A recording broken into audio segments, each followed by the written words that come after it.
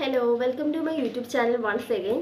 അപ്പോൾ നമ്മൾ കഴിഞ്ഞ കുറച്ച് ക്ലാസ്സുകളായിട്ട് സ്റ്റേറ്റ് സിലബസ് 8th സ്റ്റാൻഡേർഡിലെ സോഷ്യൽ സയൻസിൻ്റെ first chapter early human life അഥവാ ആദ്യകാല മനുഷ്യജീവിതമാണ് ഡിസ്കസ് ചെയ്തുകൊണ്ടിരിക്കുന്നത്. അപ്പോൾ നമ്മൾ ക്വസ്റ്റ്യൻസിലൂടെയാണ് ഈ ചാപ്റ്റർ എക്സ്പ്ലെയിൻ ചെയ്ത് പോകുന്നത്. ഇമ്പോർട്ടൻറ്റ് ക്വസ്റ്റ്യൻസിലൂടെയാണ് എക്സ്പ്ലെയിൻ ചെയ്ത് പോകുന്നത്. അപ്പോൾ നമ്മൾ പാലിയോലിത്തിക് ഏജ് കഴിഞ്ഞു, മിസോലിത്തിക് ഏജ് കഴിഞ്ഞു, അത് കഴിഞ്ഞ് നിയോലിത്തിക് ഏജിലേക്ക് കടന്നിരുന്നു. അപ്പോൾ നിയോലിത്തിക് ഏജുമായിട്ട് റിലേറ്റ് ചെയ്ത കുറച്ച് ക്വസ്റ്റ്യൻസ് ആണ് നമ്മൾ കഴിഞ്ഞ ക്ലാസ്സിൽ ഡിസ്കസ് ചെയ്തത്. അതൊന്നുകൂടി റിവൈസ് ചെയ്തിട്ട് നമുക്ക് ഇന്നത്തെ ബാക്കി ടോപ്പിക്സിലോട്ട് പോകാം. അപ്പോൾ നമ്മൾ കഴിഞ്ഞ ക്ലാസ്സിൽ ഡിസ്കസ് ചെയ്തിരുന്ന ഫസ്റ്റ് ക്വസ്റ്റ്യൻ ഇതായിരുന്നു: why is the beginning of cultivation regarded as a landmark in the history of human progress? മനുഷ്യ പുരോഗതിയുടെ ചരിത്രത്തിലെ നാഴികക്കല്ലായി കൃഷിയുടെ ആരംഭത്തെ കണക്കാക്കുന്നത് എന്തുകൊണ്ട്? കൃഷിയുടെ ആരംഭം ഇപ്പോൾ നിയോലിത്തിക് ഏജിൽ കൃഷിയുടെ വരവോടുകൂടി കുറേ മാറ്റങ്ങളൊക്കെ ഉണ്ടായി പറയുന്നുണ്ട്. അപ്പോൾ കൃഷിയുടെ ആരംഭത്തെ എന്തുകൊണ്ടാണ് മനുഷ്യ പുരോഗതിയുടെ നാഴികക്കല്ലായി കണക്കാക്കുന്നത്? ഇതാണ് നമ്മുടെ ക്വസ്റ്റ്യൻ. അപ്പോൾ നിയോലിത്തിക് മെന്നിനെ കൃഷിയിലേക്ക് നയിച്ച പ്രധാന കാരണങ്ങൾ നമ്മൾ പറഞ്ഞിരുന്നു. ഏതൊക്കെയായിരുന്നു? എൻവയോൺമെന്റൽ ചേഞ്ചസ്, പരിസ്ഥിതിയിലുണ്ടായ മാറ്റങ്ങൾ, ഫുഡ് സ്കേഴ്സിറ്റി, ഭക്ഷണത്തിന്റെ ദൗർലഭ്യം, പോപ്പുലേഷൻ ഗ്രോത്ത്, ജനസംഖ്യാ വർധനവ്. ഈ കാരണങ്ങളൊക്കെയാണ് നിയോലിത്തിക് മെന്നിനെ, നവീന ശിലായുഗ മനുഷ്യരെ കൃഷിയിലേക്ക് നയിച്ചത്. അപ്പോൾ കൃഷിയുടെ വരവോടുകൂടി ധാരാളം മാറ്റങ്ങളൊക്കെ ഉണ്ടായി. അന്ന് നവീന ശിലായുഗ മനുഷ്യരെ സ്ഥിരതാമസം തുടങ്ങിയത് കൃഷിക്ക് വേണ്ടിയും അതുപോലെ തന്നെ മൃഗങ്ങളെ പരിപാലിക്കുന്നതിന് വേണ്ടിയുമാണ്. അതുപോലെ തന്നെ നിയോലിത്തിക് ഏജിലെ ഹ്യൂമൻ ലൈഫ്, മനുഷ്യജീവിതം പല ഭാഗങ്ങളിലേക്കും വ്യാപിച്ചതായിട്ട്, സ്പ്രെഡ് ചെയ്തതായിട്ട് പറയുന്നുണ്ട്. അതിൻ്റെ ഒരു കാരണം കൃഷിയാണ്. കൃഷിയോഗ്യവും വാസയോഗ്യവുമായ മണ്ണിൻ്റെ ആവശ്യകത, ജനസംഖ്യാ വർധനവ്, ഇതൊക്കെ കൊണ്ടാണ് ഹ്യൂമൻ ലൈഫ് പല ഭാഗങ്ങളിലേക്കും സ്പ്രെഡ് ചെയ്തിരുന്നത്. അപ്പോൾ ഈ കാരണങ്ങളൊക്കെ കൊണ്ട് തന്നെ ഇപ്പോൾ സ്ഥിരതാമസം അവരെ ആരംഭിച്ചു. അതുപോലെ തന്നെ ഹ്യൂമൻ ലൈഫ് പല ഭാഗങ്ങളിലേക്ക് സ്പ്രെഡ് ചെയ്തു. ഇതിന് പുറമെ അവർ മൺപാത്രങ്ങൾ ഉണ്ടാക്കുകയും മൃഗങ്ങളെ പരിപാലിക്കുകയൊക്കെ ചെയ്തിരുന്നു. പിന്നെ പെർമനൻറ്റ് സെറ്റിൽമെൻറ്റ്, കൾട്ടിവേഷൻ ആയപ്പോഴത്തേക്കും പെർമനൻറ്റ് സെറ്റിൽമെൻറ്റ് വന്നു. അപ്പോൾ പെർമനൻറ്റ് സെറ്റിൽമെൻറ്റും അതുപോലെ തന്നെ ഡെവലപ്മെൻറ്റ് ഓഫ് കൾട്ടിവേഷൻ, കൃഷിയുടെ വികാസവും ഒക്കെ ഒരു കൂട്ടായ ജീവിതത്തിന് വഴിതെളിച്ചു. ഡെവലപ്മെൻറ്റ് ഓഫ് കൾട്ടിവേഷൻ, അതായത് കൃഷിയുടെ വികാസം, പെർമനൻറ്റ് സെറ്റിൽമെൻറ്റ്, സ്ഥിരതാമസം, ഇതൊക്കെ എന്തിലേക്ക് നയിച്ചു? ഒരു കളക്റ്റീവ് ലൈഫ്, ഒരു കൂട്ടമായ ജീവിതത്തിലേക്ക് നയിച്ചു. അപ്പോൾ ഇക്കാരണങ്ങളൊക്കെ കൊണ്ട് തന്നെ നമുക്ക് മനുഷ്യ പുരോഗതിയുടെ നാഴികക്കല്ലായി കൾട്ടിവേഷനെ കണക്കാക്കാനായിട്ട് സാധിക്കും. പിന്നെ നമ്മൾ ഡിസ്കസ് ചെയ്ത സെക്കൻഡ് ക്വസ്റ്റ്യൻ ഇതായിരുന്നു: major neolithic site in Kerala, കേരളത്തിലെ പ്രധാന നവീന ശിലായുഗ കേന്ദ്രം. വൺ വേർഡൊക്കെ ആയിട്ട് ചോദിക്കാവുന്നതാണ്. എടക്കൽ ആണ് അതിൻ്റെ ഉത്തരവായിട്ട് വരുന്നത്. Major neolithic site in Kerala, കേരളത്തിലെ പ്രധാന നവീന ശിലായുഗ കേന്ദ്രം ഏതാണ്? എടക്കൽ. മറന്നു പോകരുത്, വൺ വേർഡൊക്കെ ആയിട്ട് ചോദിക്കാൻ പറ്റുന്ന ക്വസ്റ്റ്യൻ ആണ്. അത് കഴിഞ്ഞ് നമ്മൾ പറഞ്ഞ അടുത്ത ക്വസ്റ്റ്യൻ ഇതായിരുന്നു: give an example for the technological progress attained by the neolithic man. പ്രാചീന ശിലായുഗ മനുഷ്യൻ കൈവരിച്ച സാങ്കേതിക പുരോഗതിക്ക് ഒരു എക്സാമ്പിൾ, ഒരു ഉദാഹരണം നൽകുക. ഇപ്പോൾ നമ്മൾ പറഞ്ഞിരുന്നു ലേക്ക് വില്ലേജസ് ഇൻ സ്വിറ്റ്സർലാൻഡ്, സ്വിറ്റ്സർലാൻഡിൽ ഉണ്ടായിരുന്ന തടാക ഗ്രാമങ്ങൾ നവീന ശിലായുഗ മനുഷ്യർ കൈവരിച്ച സാങ്കേതിക പുരോഗതിക്ക് മറ്റൊരു ഉദാഹരണമാണ്. മറന്നു പോകരുത്, ലേക്ക് വില്ലേജസ് ഇൻ സ്വിറ്റ്സർലാൻഡ്, സ്വിറ്റ്സർലാൻഡിൽ ഉണ്ടായിരുന്ന ലേക്ക് വില്ലേജസ്. അപ്പോൾ ഇത്രയും ക്വസ്റ്റ്യൻസ് ആണ് നമ്മൾ കഴിഞ്ഞ ക്ലാസ്സിൽ ഡിസ്കസ് ചെയ്തിരുന്നത്. അപ്പോൾ നമുക്ക് ഇന്നത്തെ ബാക്കി പോർഷൻസിലോട്ട് പോകാം. നിങ്ങൾക്ക് എന്തെങ്കിലും ഡൗട്ട്സോ കാര്യങ്ങളോ ഉണ്ടെങ്കിൽ കമൻറ്റ് സെക്ഷനിൽ ചോദിക്കാവുന്നതാണ്. അപ്പോൾ നമ്മുടെ ഇന്നത്തെ ഫസ്റ്റ് ക്വസ്റ്റ്യൻ എന്ന് പറയുന്നത് ഇതാണ്: find out the changes that occurred during the neolithic age from the palaeolithic age and complete the table below. അപ്പോൾ പാലിയോലിത്തിക് ഏജിനെ അപേക്ഷിച്ച് എന്തെല്ലാം മാറ്റങ്ങളാണ് നിയോലിത്തിക് ഏജിൽ ഉണ്ടായത്? അതാണ് ഈ ക്വസ്റ്റ്യൻ. അവിടെ ഓരോ സെക്ഷനായിട്ട് കൊടുത്തിട്ടുണ്ട്. പാലിയോലിത്തിക് ഏജ്, നിയോലിത്തിക് ഏജ്, അതിലെ ടൂൾസ്, ഒക്കുപ്പേഷൻ, അങ്ങനെ ഓരോ സെക്ഷനായിട്ട് കൊടുത്തിട്ടുണ്ട്. നമുക്ക് ഓരോന്നായിട്ട് നോക്കാം. പാലിയോലിത്തിക് ഏജിൽ എങ്ങനെയുള്ള ടൂൾസാണ് ഉപയോഗിച്ചിരുന്നത്? റഫ് സ്റ്റോൺസ് ആണ് ടൂൾസായിട്ട് ഉപയോഗിച്ചിരുന്നത്. റഫ് സ്റ്റോൺസ് ആണ്. നിയോലിത്തിക് ഏജ്, നവീന ശിലായുഗത്തിലേക്ക് വന്നപ്പോൾ പോളിഷ്ഡ് സ്റ്റോൺസ്, മിനുസപ്പെടുത്തിയ കല്ലുകളാണ് അവർ ടൂൾസായിട്ട് ഉപയോഗിച്ചുകൊണ്ട് ഇരുന്നത്. ഇനി ഒക്കുപ്പേഷൻ, പാലിയോലിത്തിക് ഏജിലെ മെയിൻ ഒക്കുപ്പേഷൻ എന്ന് പറയുന്നത് എന്തായിരുന്നു? The main occupation of the palaeolithic age was hunting. Hunting ആയിരുന്നു പാലിയോലിത്തിക് ഏജിലെ മെയിൻ ഒക്കുപ്പേഷൻ. അത് നിയോലിത്തിക് ഏജിലേക്ക് വന്നപ്പോൾ എന്തായി? അഗ്രികൾച്ചറായി പ്രധാന ഒക്കുപ്പേഷൻ. അതിനോടൊപ്പം തന്നെ ഡൊമസ്റ്റിക്കേഷൻ ഓഫ് ആനിമൽസ്, മൃഗപരിപാലനം, മൃഗങ്ങളെ വളർത്തലും ഉണ്ടായിരുന്നു. ഇനി ഫുഡ് ഗാദറിങ്, പാലിയോലിത്തിക് ഏജിൽ ഫുഡ് ഗാദറിങ് എങ്ങനെയായിരുന്നു? ആഹാര സമ്പാദനം എങ്ങനെയായിരുന്നു? ഗാദർഡ് ഫുഡ്, അവർ ഫുഡ് ശേഖരിക്കുക മാത്രമാണ് പാലിയോലിത്തിക് ഏജിൽ ചെയ്തത്.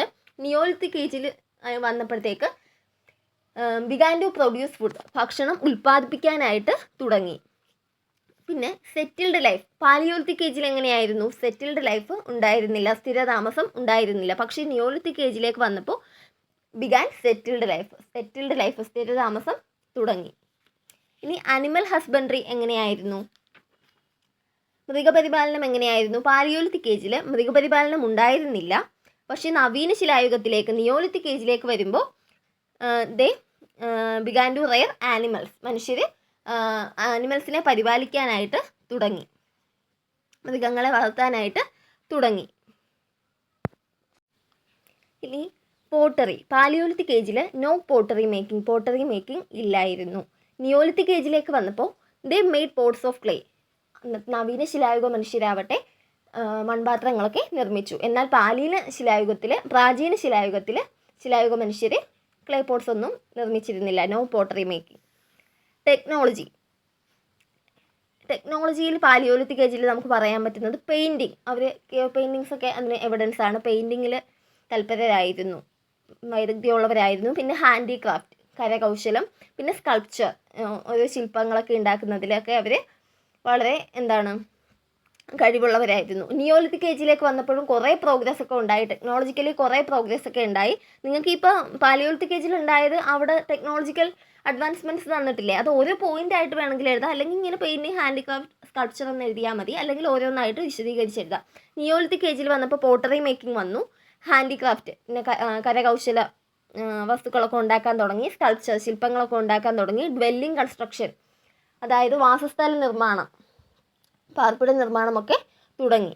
അപ്പോൾ ഇതാണ് മെയിനായിട്ടും പാലിയോലിത്തിക് ഏജിൽ നിന്ന് നിയോലിത്തിക് ഏജിലേക്ക് വന്നപ്പോൾ ഉണ്ടായ മാറ്റങ്ങൾ. അപ്പോൾ ടെക്നോളജിക്കൽ അഡ്വാൻസ്മെൻറ്റ്സ് അതിൽ കൊടുത്തിരിക്കുന്ന ഓരോ പോയിൻറ്റ്സ് ആയിട്ട് എഴുതാം, അല്ലെങ്കിൽ ഇങ്ങനെ എഴുതിയാലും മതി.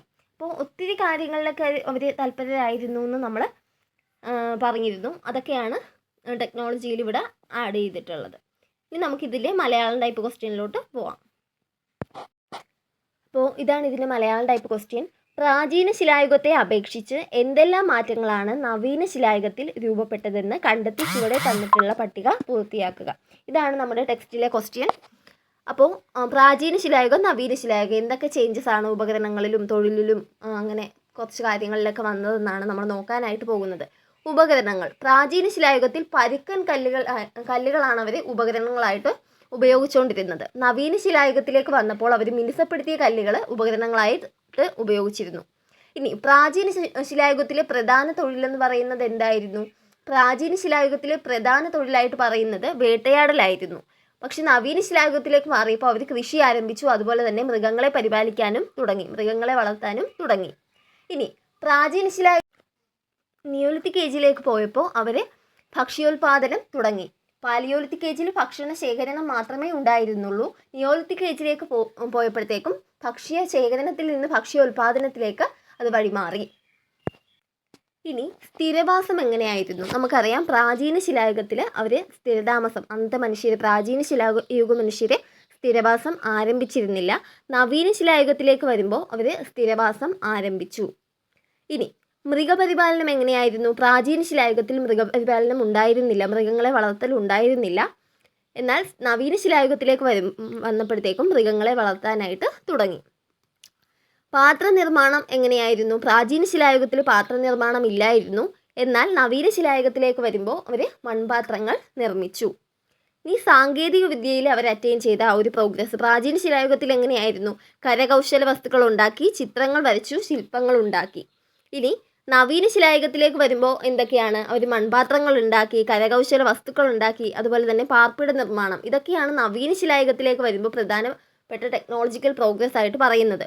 ഞാൻ പറഞ്ഞതുപോലെ തന്നെ പ്രാചീന ശിലായുഗത്തിലുണ്ടായ ആ ടെക്നോളജിക്കൽ അഡ്വാൻസ്മെൻറ്റ്സ് നിങ്ങൾക്ക് ആ ടെക്സ്റ്റിൽ തന്നേക്കണം. അത് ഫുൾ പോയിൻറ്റ്സ് എഴുതിയാലും ഒരു കുഴപ്പമില്ല. നവീന ശിലായുഗത്തിലെയും ആ ഫുൾ പോയിൻറ്റ്സ് എഴുതാം. മിനിമം ഒരു 5 പോയിൻറ്റ്സ് എങ്കിലും നിങ്ങൾ അതിൽ നിന്ന് എഴുതാൻ ശ്രദ്ധിക്കുക കേട്ടോ.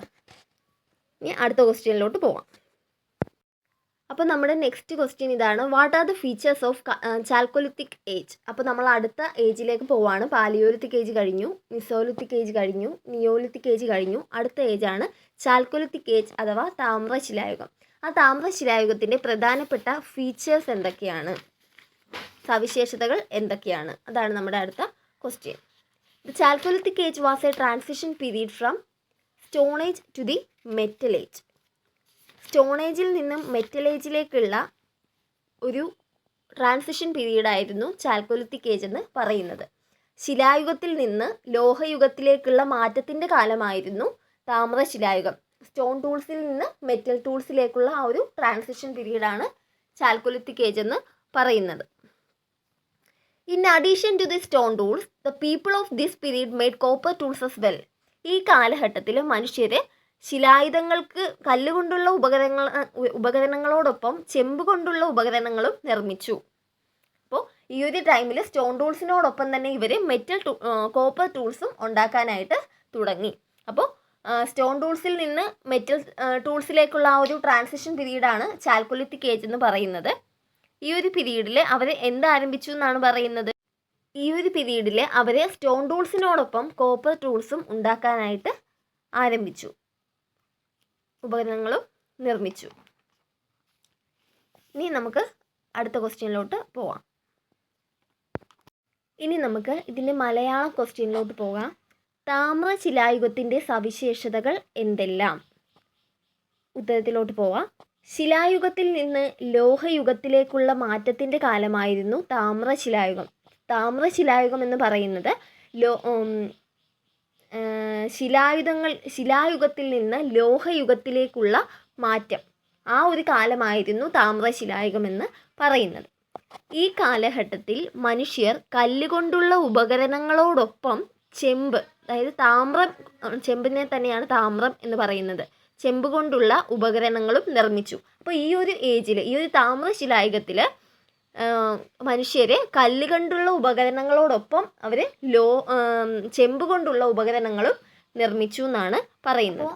അടുത്ത നമ്മുടെ ക്വസ്റ്റ്യൻ ഇതാണ്. What evidence of the chalcolithic age have been discovered from Catal Huyuk? Discuss. ടെക്സ്റ്റിലുള്ള അതേ ക്വസ്റ്റ്യൻ തന്നെയാണ്. താമ്രശിലായുഗം അല്ലെങ്കിൽ ചാൽക്കൊലിത്തിക് ഏജിനെ സംബന്ധിച്ച എന്തെല്ലാം തെളിവുകളാണ് ചാതൽ ഹൊയൂക്കിൽ നിന്ന് ലഭിക്കുന്നത്?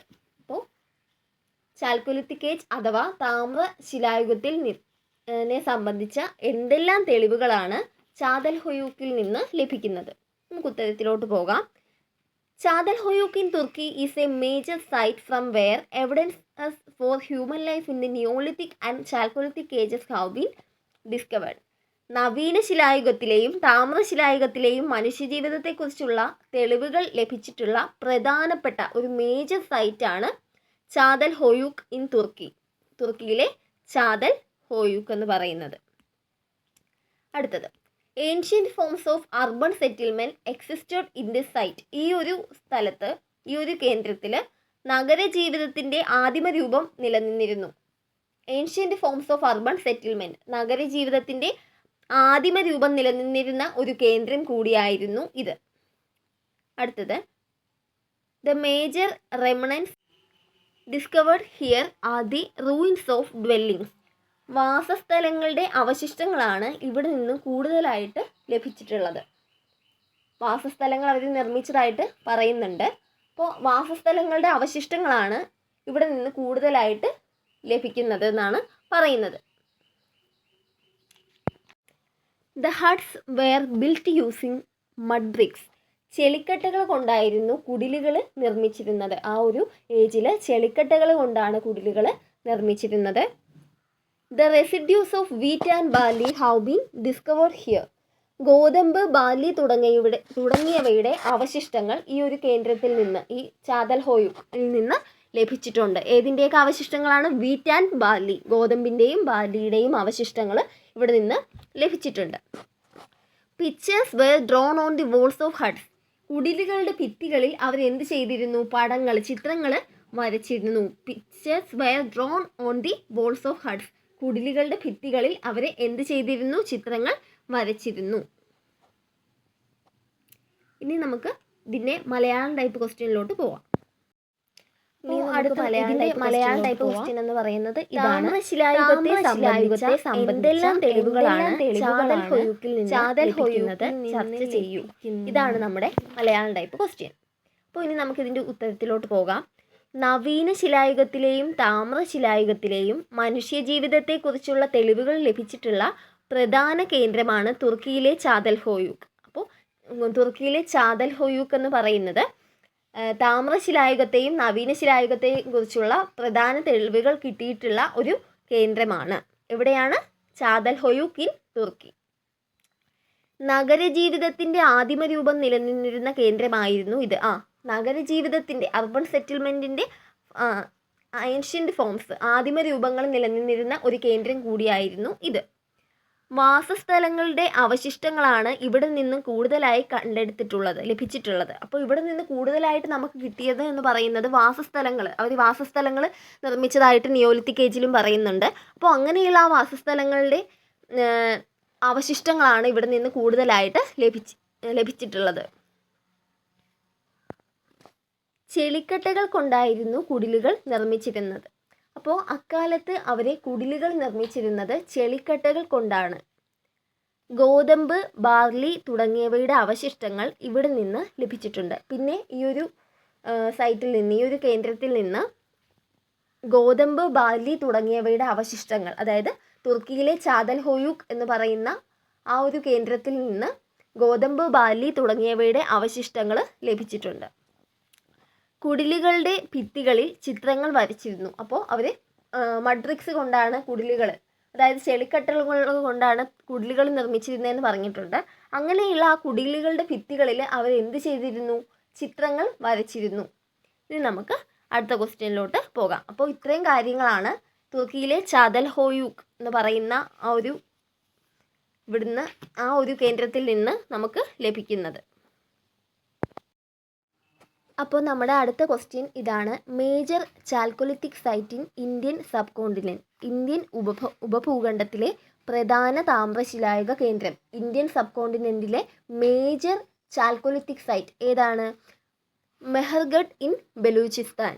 അതാണ് ഇന്ത്യൻ സബ് കോണ്ടിനെൻറ്റിലെ പ്രധാന ചാൽക്കൊലിത്തിക് സൈറ്റ്. ഏതാണ്? മറന്നു പോകരുത്, മെഹർഗഡ് ഇൻ ബലൂചിസ്ഥാൻ. ഓക്കെ, ഇനി ഇതിൻ്റെ മലയാളം ടൈപ്പ് ക്വസ്റ്റ്യൻ. ഇന്ത്യൻ ഉപഭൂഖണ്ഡത്തിലെ പ്രധാന താമ്രശിലായുഗ കേന്ദ്രം ഏതാണ്? ബലൂചിസ്ഥാനിലെ Mehrgarh. Major chalcolithic site in Indian subcontinent, Mehrgarh in Baluchistan. മറന്നു പോകരുത്. ഇനി നമുക്ക് അടുത്ത ക്വസ്റ്റ്യനിലോട്ട് പോവാം. അപ്പോൾ നമ്മുടെ നെക്സ്റ്റ് ക്വസ്റ്റ്യൻ എന്ന് പറയുന്നത് ഇതാണ്. Which are the fields the chalcolithic human life attained progress in. താമ്രശിലായുഗ മനുഷ്യജീവിതം ഏതൊക്കെ മേഖലയിലാണ് പുരോഗതി കൈവരിച്ചത്? അതാണ് നമ്മുടെ ക്വസ്റ്റ്യൻ. ചാൽക്കൊലിത്തിക് ഹ്യൂമൻ ലൈഫ് ഏതൊക്കെ ഫീൽഡ്സിലാണ് പ്രോഗ്രസ് അറ്റൈൻ ചെയ്തത്? They attained progress in agriculture. അവർ അഗ്രികൾച്ചറിൽ എന്ത് ചെയ്തു? പുരോഗതി കൈവരിച്ചു. They attained progress in making of huts. കുടിലുകൾ നിർമ്മിക്കുന്നതിൽ അവർ പ്രോഗ്രസ് അറ്റൈൻ ചെയ്തു. They also attained progress in making of tools നിർമ്മിക്കുന്നതിലും അവർ പ്രോഗ്രസ് അറ്റൈൻ ചെയ്തു. ഞാൻ അവിടെ ഒറ്റ പോയിൻ്റായിട്ട് ആണ് എഴുതിയിരിക്കുന്നത്, മേക്കിംഗ് ഓഫ് ഹട്ട്സും ടൂൾസും. അത് നിങ്ങളുടെ 2 പോയിൻ്റായിട്ട് വേണം എഴുതാൻ. ഞാൻ എളുപ്പത്തിന് വേണ്ടി അങ്ങനെ എഴുതിയതാണ്. They attained progress in pottery making. അതുപോലെ തന്നെ മൺപാത്ര നിർമ്മാണത്തിലും അവർ പുരോഗതി കൈവരിച്ചു. അപ്പോൾ they attained progress in agriculture, they attained progress in making of pots, huts, they attained progress in making of tools, and they also attained progress in making of pottery making. ഒക്കെ അവർ progress attain ചെയ്തു. അടുത്തത് എന്ന് പറയുന്നത് ഇതിന് Malayalam type question തൊട്ട് താഴെ തന്നെ കിടപ്പുണ്ട്. താമ്രശിലായുഗത്തിലെ മനുഷ്യജീവിതം ഏതൊക്കെ മേഖലകളിലാണ് പുരോഗതി കൈവരിച്ചത്? ഇപ്പം ഞാൻ ഇംഗ്ലീഷ് എഴുതിയേക്കുന്നത് നിങ്ങൾക്ക് എന്തെങ്കിലും മീനിങ്ങിൽ ഡൗട്ട് ഉണ്ടെങ്കിൽ നിങ്ങൾ മലയാളം റെഫർ ചെയ്താൽ മതി. അപ്പോൾ നിങ്ങൾക്ക് അതിൻ്റെ മീനിങ് മനസ്സിലാവും. എന്നിട്ടും എന്തെങ്കിലും ഡൗട്ട് ഉണ്ടെങ്കിൽ നിങ്ങൾ എന്നോട് കമൻറ്റ് സെക്ഷനിൽ ചോദിച്ചാൽ മതി. അപ്പോൾ നമുക്കിതിൻ്റെ ഉത്തരത്തിലോട്ട് പോകാം. അവർ കൃഷിയിൽ പുരോഗതി കൈവരിച്ചു. അപ്പോൾ അവർ കൃഷിയിൽ പുരോഗതി കൈവരിച്ചു. കുടിലുകൾ ഉണ്ടാക്കുന്നതിൽ പുരോഗതി കൈവരിച്ചു. പിന്നെ ഉപകരണങ്ങൾ ഉണ്ടാക്കുന്നതിൽ, ടൂൾസ് ഉണ്ടാക്കുന്നതിൽ പുരോഗതി കൈവരിച്ചു. പിന്നെ മൺപാത്ര നിർമ്മാണത്തിൽ പുരോഗതി കൈവരിച്ചു. അവർ ഉണ്ടാക്കിയ ഒരു മൺപാത്രം, ഒരു ക്ലേ പോട്ട് പിക്ചർ ടെക്സ്റ്റിൽ കൊടുത്തിട്ടുണ്ട്. അത് കാണുമ്പോൾ തന്നെ നമുക്ക് മനസ്സിലാവും. ഇപ്പോൾ നമ്മൾ അങ്ങനെ first chapter early human life അഥവാ ആദ്യകാല മനുഷ്യജീവിതം, ആ ചാപ്റ്റർ നമ്മളിവിടെ ക്ലോസ് ചെയ്യുകയാണ്. അപ്പോൾ ഇതിൻ്റെ എല്ലാം സമ്മറൈസ് ചെയ്തുകൊണ്ടുള്ള ഒരൊറ്റ പാർട്ട് കൂടി ഞാൻ വീഡിയോ അപ്ലോഡ് ചെയ്യുന്നതായിരിക്കും ഈ ചാപ്റ്ററിൻ്റെ. പിന്നെ നിങ്ങൾക്ക് ഇതുവരെ എടുത്ത എന്തെങ്കിലും പോർഷൻസിൽ നിങ്ങൾക്ക് ഡൗട്ട്സോ കാര്യങ്ങളോ ഉണ്ടെങ്കിൽ നിങ്ങൾക്ക് കമൻറ്റ് സെക്ഷനിൽ ചോദിക്കാവുന്നതാണ്. പിന്നെ ഒരു കാര്യം, ഞാൻ പാലിയോലിത്തിക് ഏജ്, നിയോലിത്തിക് ഏജ് എന്നൊക്കെ നോട്ട്സിൽ എഴുതിയേക്കുന്ന ടൈമിൽ പാലിയോലിത്തിക്കിൽ പി മാത്രമേ ഞാൻ ക്യാപിറ്റലായിട്ട് യൂസ് ചെയ്തിട്ടുള്ളൂ. പക്ഷേ പാലിയോലിത്തിക്കിൻ്റെ പിയും ഏജിൻ്റെ എയും നിങ്ങൾ ക്യാപിറ്റലായിട്ട് യൂസ് ചെയ്യണം. അതില്ല അതിലും. ഇപ്പോൾ മിസോലിത്തിക് ഏജ് ആണെങ്കിൽ മിസോലിത്തിക്കിൻ്റെ എമ്മും ഏജിൻ്റെ എയും ക്യാപിറ്റലായിരിക്കണം. ചില ഇതിൽ എനിക്ക് മിസ്റ്റേക്ക് പറ്റിയതാണ്. അത് സ്മോൾ ലെറ്റർ ആണ് യൂസ് ചെയ്തിരിക്കുന്നത്. Sorry for the mistake. അപ്പോൾ നിങ്ങളത് ശ്രദ്ധിക്കണം. അതുപോലെ തന്നെ നിങ്ങൾക്ക് എന്തെങ്കിലും ഫീഡ്ബാക്ക്സ് അറിയിക്കാനുണ്ടെങ്കിൽ നിങ്ങൾക്ക് കമൻറ്റ് സെക്ഷനിൽ പറയാവുന്നതാണ്. ഞാനത് മാക്സിമം ഇമ്പ്രൂവ് ചെയ്യാൻ നോക്കുന്നതാണ്. പിന്നെ നിങ്ങൾക്ക് വീഡിയോസ് ഇഷ്ടപ്പെടുകയാണെങ്കിൽ ഉപകാരപ്പെട്ടതുമാണെങ്കിൽ നിങ്ങൾ സബ്സ്ക്രൈബ് ചെയ്യുക, ഫ്രണ്ട്സിനും കൂടി ഒന്ന് ഷെയർ ചെയ്യുക. താങ്ക്